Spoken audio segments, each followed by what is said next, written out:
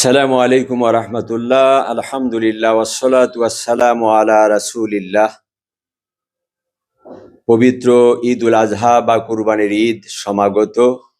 মূলত কুরবানি শুরু হয়েছে মানব সভ্যতার শুরু থেকে আদম আলাইহিস সালামের সময় থেকেই, কিন্তু ইব্রাহিম আলাইহিস সালামের মাধ্যমে এই কুরবানির বিধান পূর্ণতা পেয়েছে, মহা সম্মানিত হয়েছে।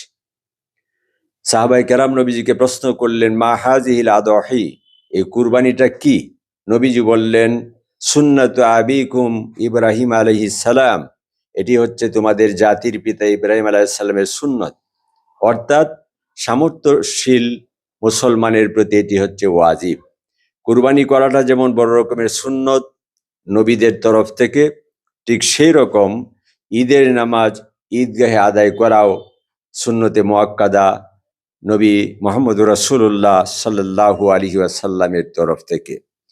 দেশে অসংখ্য ঈদ জামাত অনুষ্ঠিত হয়, তন্মধ্যে উল্লেখযোগ্য হচ্ছে সুপ্রাচীন সর্ববৃহৎ ঐতিহাসিক সুরাক ঈদগাহ ময়দান। সেখানে প্রশাসনের সহযোগিতায় ইনশাআল্লাহ ঈদের নামাজ, কুরবানির ঈদের নামাজ, ঈদুল আজহার নামাজ ইনশাআল্লাহ অনুষ্ঠিত হবে সকাল ৯টায়। আল্লাহ তাআলা আপনাদের কুরবানি এবং নেক আমল সমূহকে কবুল করুন। জাযাকাল্লাহু খাইর।